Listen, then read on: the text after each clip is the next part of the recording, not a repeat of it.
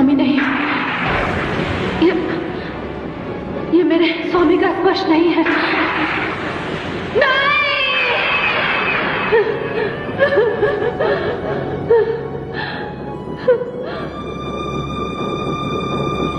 ये मेरे स्वामी का स्पर्श नहीं है।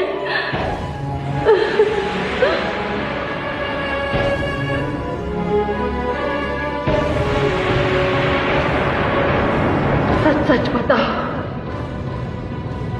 कौन हो तुम? तुमने मेरा स्पर्श करके मेरा पतिव्रत धर्म, मेरी तपस्या सब भंग की है। शीघ्र बताओ, कौन हो तुम? कौन हो तुम? अन्यथा मैं तुम्हें शाप दे दूंगी। नहीं देगा, ऐसा अनर्थ मत कीजिएगा।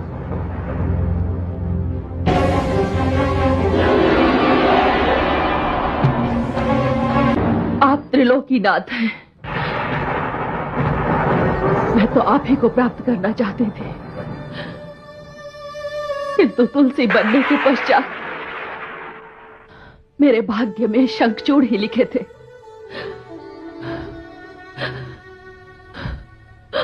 मैं प्रथम बार धरती पर नारी बनकर आई, किंतु आपने मुझे धरती की नारी के नियम भी नहीं निभाने दिए।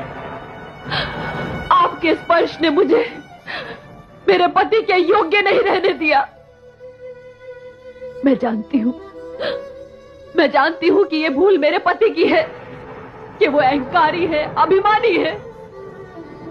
उन्होंने क्या मानव, क्या देवता, किसी को नहीं छोड़ा, किंतु दंड तो उन्हें मिलना था। मेरा क्या दोष था? आपके कारण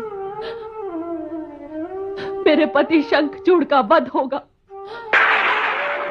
किंतु वैधव्य का दोष तो मुझे लगेगा। किंतु तुलसी के रूप में तो मैं शंखचूड़ की पत्नी हूं, इसलिए मैं आपको श्राप देती हूं। पूर्ण परमात्मा के द्वारा पूर्व निर्धारित किए समय पर एक ब्रह्मांड में महाप्रलय होती है। यह 70,000 शिव की मृत्यु अर्थात एक सदाशिव यानी ज्योति निरंजन की मृत्यु होती है। तब एक युग होता है परब्रह्म का। 100 वर्ष की परब्रह्म की आयु है, फिर परब्रह्म की भी मृत्यु होती है। परब्रह्म के 100 वर्ष पूरे होने के पश्चात एक शंख बजता है। सर्व ब्रह्मांड नष्ट हो जाते हैं, केवल सतलोक व ऊपर तीनों लोक ही शेष रहते हैं। इस प्रकार कबीर परमात्मा ने कहा है कि अरबों तो ब्रह्मा गए, 49 कोटि कन्हैया, 7 कोटि शंभु गए, मोर एक नहीं पलैया।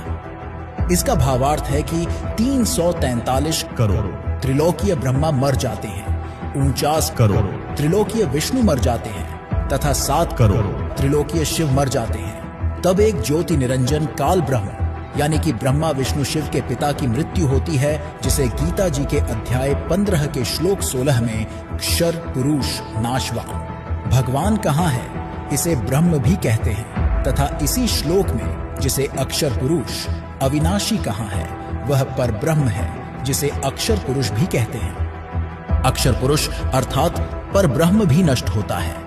जब काल भी करोड़ समाप्त हो जाएंगे, तब सर्व अंडों अर्थात ब्रह्मांडों का नाश होगा, केवल सतलोक व उससे ऊपर के लोक शेष रहेंगे। दर्शकों, यह रहस्य आज तक संत रामपाल जी महाराज के अलावा कोई बता नहीं पाया है। दर्शकों, अब आपको दिखाते हैं कि शिव जी समेत अन्य प्रभु कितने समर्थ हैं। देखिए यह वीडियो। अब हम आपको थोड़ा सा इन भगवानों का जो अक्षेत्र दिखाएंगे कि ये कितने प्रभु हैं। जैसे एक ब्रह्मांड होता है, एक ब्रह्मांड में कौन कौन सी स्थिति है वो देखिएगा। ये एक ब्रह्मांड का लघु चित्र है। इस ब्रह्मांड का अंडे जैसी शकल है, अंडे आकार है, अंड आकार है। ये देखिए ऐसा है यहां तक। ये इसको अंड भी कहते हैं, इसको ब्रह्मांड भी कहते हैं। और इस ब्रह्मांड के अंदर जो व्यवस्था है वो हमारे